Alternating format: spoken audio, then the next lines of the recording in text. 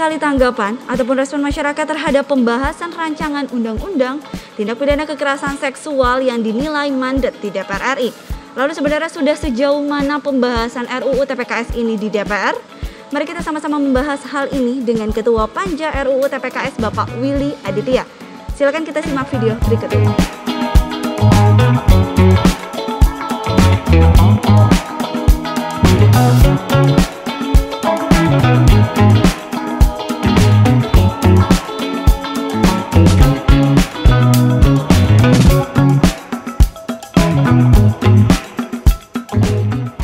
Memang rancangan undang-undang ini awalnya inisiatifnya bernama penghapusan kekerasan seksual. Itu menjadi hak inisiatif Komisi 8 sebelumnya.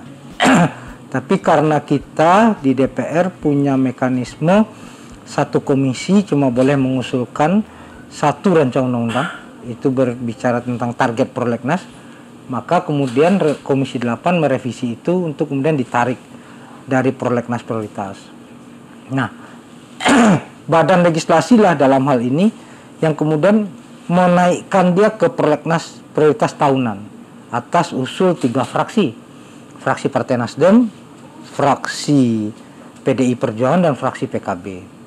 Maka kemudian dia masuk prolegnas prioritas tahun 2021. Nah, kenapa namanya berubah tepatnya dari rancangan undang-undang penghapusan kekerasan seksual menjadi tindak pidana kekerasan seksual? Pertama, tentu saya sebagai Ketua Panja dan teman-teman di Panja belajar dari kekeliruan tepatnya, atau kemandekan lah bahasa Hanum tadi, periode sebelumnya. Kalau periode sebelumnya itu membahas jenis-jenis KS saja itu sudah hampir satu masa sidang satu jenis KS, sehingga nggak selesai-selesai. Perdebatannya terlalu tajam, sehingga sulit mencari jalan tengah untuk mengambil sebuah keputusan. Yang kedua, kebetulan walaupun ada jurisprudensinya, kita punya tindak PKDRT, penghapusan kekerasan dalam rumah tangga, tapi kami berpikiran penghapusan kekerasan seksual itu suatu hal yang berat sekali, karena kalau undang-undang kan wajib dijalankan. Maka kemudian apa yang lebih presisi dan sekaligus secara politik dia lebih jalan tengah dan lebih solutif, lebih aplikatif, yaitu tindak pidana kekerasan seksual. Kenapa? Karena dia punya hukum acara sendiri, Hanum. Jadi kalau dia punya hukum acara sendiri, dia lex spesialis, dia sangat kuat posisinya. Jadi berdirinya itu ya kokoh gitu. Kenapa? Kalau selama ini yang paling jadi problem adalah satu, saksi dan korban itu sangat lemah di dalam posisi undang-undang yang existing, khususnya korban kekerasan seksual, saksi kekerasan seksual. Di dalam rancangan undang-undang yang bernama tindak pidana kekerasan seksual ini, dengan ada hukum acara sendiri, itu cuma butuh satu kesaksian saja, satu laporan saja, baik itu dari si korban atau dari si saksi, itu sudah bisa. Dan kita kemudian membuat skema tidak ada reviktimisasi lagi. Anu mungkin masih ingat baik Nuril, ya, betul, Pak. Korban yang kemudian menjadi tersangka, itu kan bahasa kita sangat tragis, sangat ironis. Seorang yang menjadi korban tahu-tahu bisa ditersangkakan. Nah, itu tidak terjadi ketika ini rancangan undang-undang tindak pidana kekerasan seksual menjadi undang-undang. Jadi kita buat alur sepresisi mungkin biar ini berdirinya kokoh.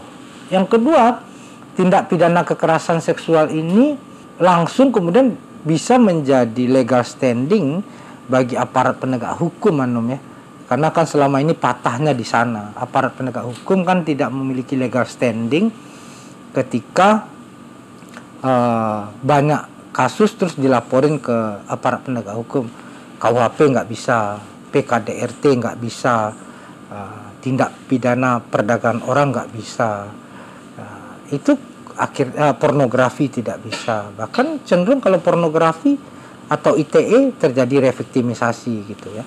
Nah, ini kita buat benar-benar solusi way out dari kompleksitas masalah ini untuk merespon darurat kekerasan seksual. Gitu.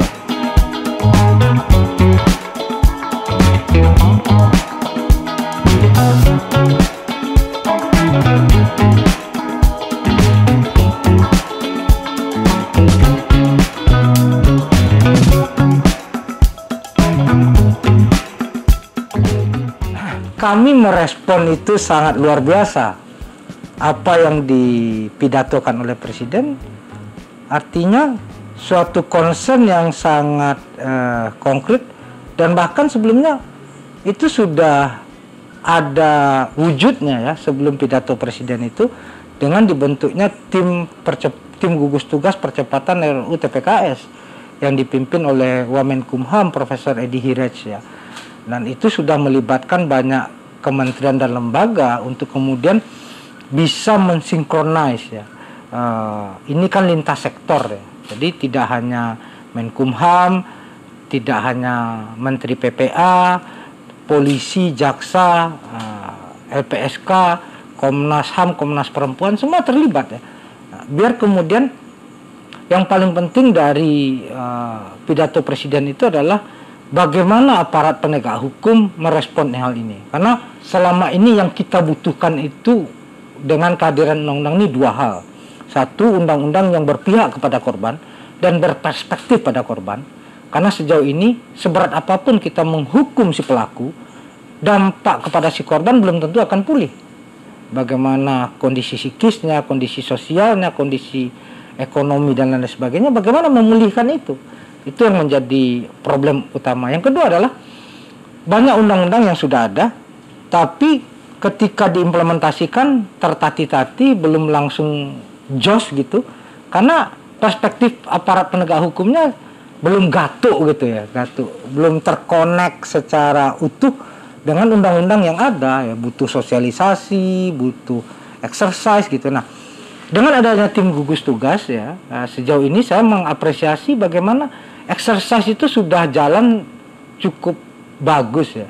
Polisi dilibatkan, jaksa dilibatkan, sehingga proses penghukuman dalam tanda petik berkali-kali. Dia sudah jatuh tertimpa tangga, ditiban pula, dicemooh misalnya, dia sudah mendapatkan kekerasan seksual. Begitu dia melapor ke aparat, malah melakukan pelecehan lagi. Begitu di persidangan, dilecehkan lagi. Jadi itu tidak terjadi lagi. Kita berharap bagaimana pidato Presiden juga direspon oleh banyak pihak, termasuk kepolisian, mengatakan akan membentuk desk khusus kekerasan seksual atau perlindungan kekerasan seksual terhadap perempuan dan anak. Jadi ini suatu hal langkah yang progresif sekali, dan tentu ini komitmen politik dari legislatif dan eksekutif itu suatu hal yang kuat ya.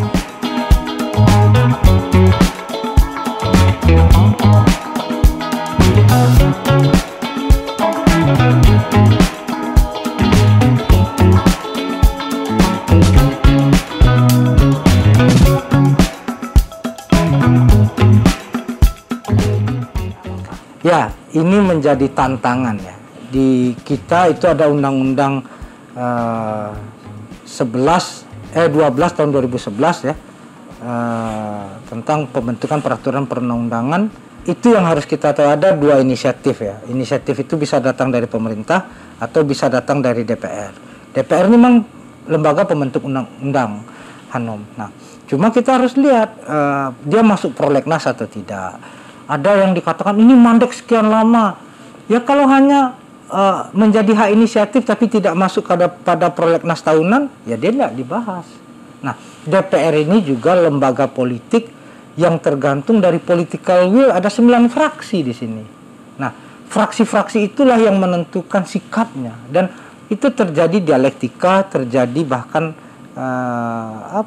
saling bertentangan. Itu suatu hal yang wajar ya, karena memiliki kepentingan politik masing-masing.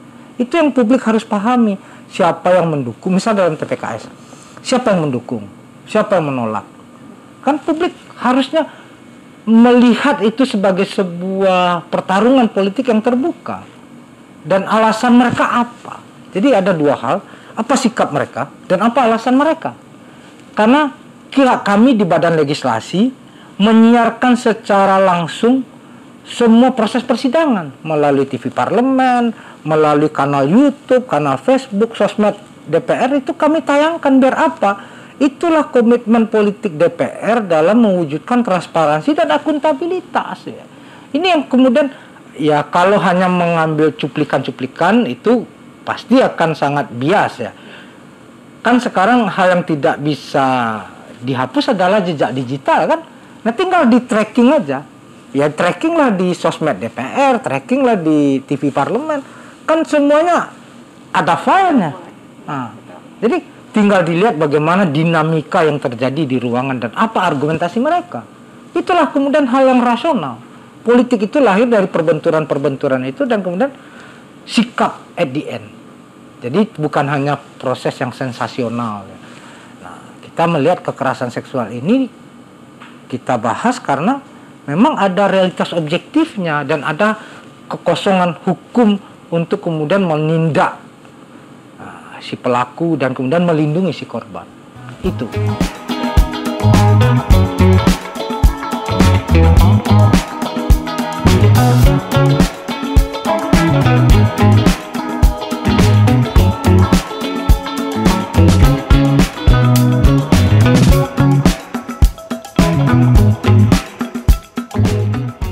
Jadi dia menjadi hak inisiatif dari Badan Legislasi dalam rangka dalam rangka menyusun naskah, baik naskah akademik dan rancangan undang-undangnya. Jadi naskah yang lama sudah tidak dipakai lagi. Orang bilang kok ini ada judulnya dirubah, kok ada ini pasalnya dipotong bahkan dikentit rasanya kan. Ini kan sebuah kekeliruan ya. Saya tidak bilang itu kesesatan, ya, kekeliruan. Bahasanya ini naskah yang sama sekali baru. Jadi dia diusulkan oleh Balek, lalu Balek dalam rangka menyusun. Nah kami sudah memplenokan di Badan Legislasi. Lalu kemudian tinggal kita memparipurnakan sebagai hak inisiatif DPR. Setelah ini selesai, ini baru jadi hak inisiatif DPR nih. Dikirim ke pemerintah. Untuk kemudian pemerintah menerbitkan surat presiden bersama lampirannya DIM, daftar inventaris masalah. Lalu kemudian dibahas lagi. Di mana dia akan dibahas? Ya tergantung Bamus nanti. Apakah dia akan dipulangkan kepada si pengusul, yaitu ke Badan Legislasi, atau dia dibuat pansus, atau dia diserahkan ke Komisi 8. Nah, jadi itu tergantung Bamus. Ya, ini tergantung dinamika politiknya. Jadi tentu kita berharap karena ini sudah dibahas oleh Balek ya sebaiknya ya itu kembali ke Balek sehingga pembahasannya bisa lebih berkesinambungan, lebih berkelanjutan gitu daripada dimulai lagi dengan suatu hal yang lebih ahistoris gitu.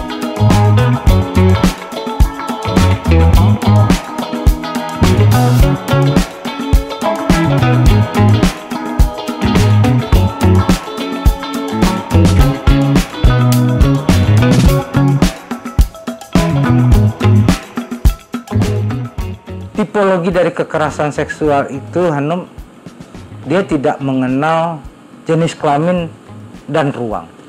Satu, apakah itu terjadi hanya pada perempuan? Tidak. Apakah terjadi hanya pada ada anak? Enggak. Semua.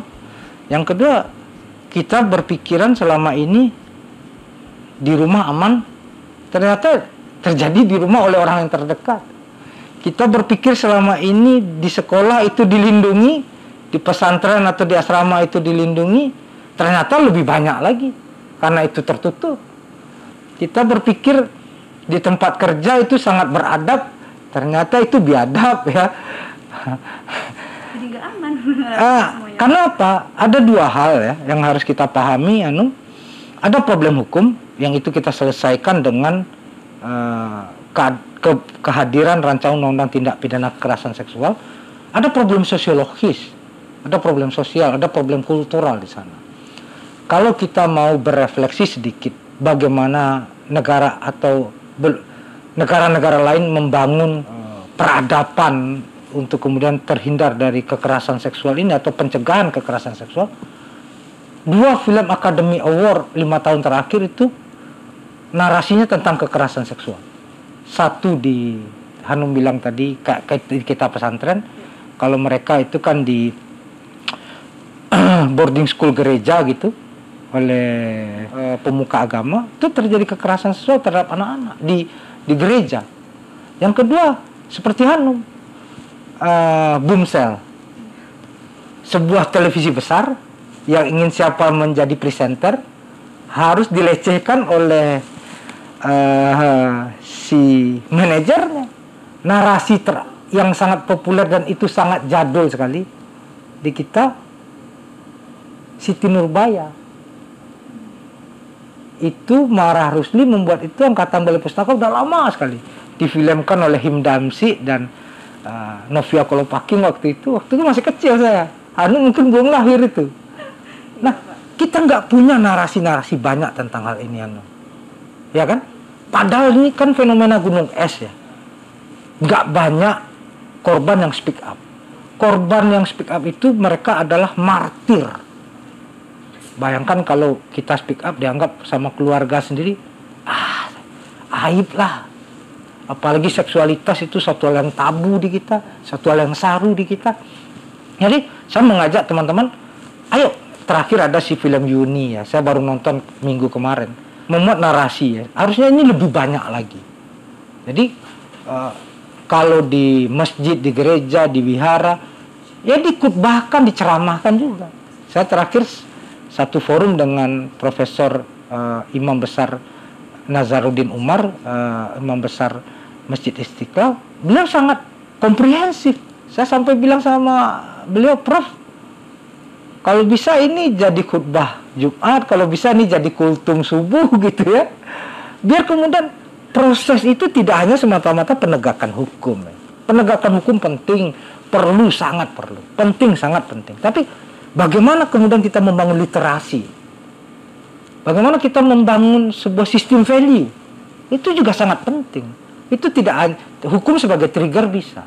Jadi ini yang butuh kita sama-sama kerjakan, dendangkan, perbanyak ya, tentang narasi bagaimana melawan kekerasan seksual itu sendiri. Gitu. Jadi biar kemudian ya orang tahu, oh ini dampaknya seperti ini. Kalau kita melakukan ini begini. Ya, lihat aja bagaimana seorang Siti Nurbaya kalau dikawin paksa dampak psikologisnya seperti apa. Kan gitu kan. Jadi bukan hanya, kalau fakta udah pasti banyak lah. Saya juga secara empirik dulu besar di asrama, mengalami hal-hal yang sama, melihat hal-hal yang apa yang terjadi. Bukan hanya kita lihat ini fenomena gunung es, betul. Hanya pucuknya aja yang kelihatan. Bahkan yang banyak, ya kenapa? Orang lebih banyak membawa itu sebagai pelarian. Ada yang diperkosa, udah kawinin aja lah. Atau anaknya kemudian ini diperkosa, ayo masukin pesantren aja lah. Jadi lebih banyak kemudian menganggap ini sebagai suatu aib gitu ya. Padahal ini suatu hal yang fundamental. Ini pelanggaran hak asasi manusia. Ya orang kehilangan masa depannya, orang kehilangan hidupnya ya. Kan itu dia bahkan ya dari beberapa testimoni korban yang saya dengar, kecenderungan traumatik itu berulang.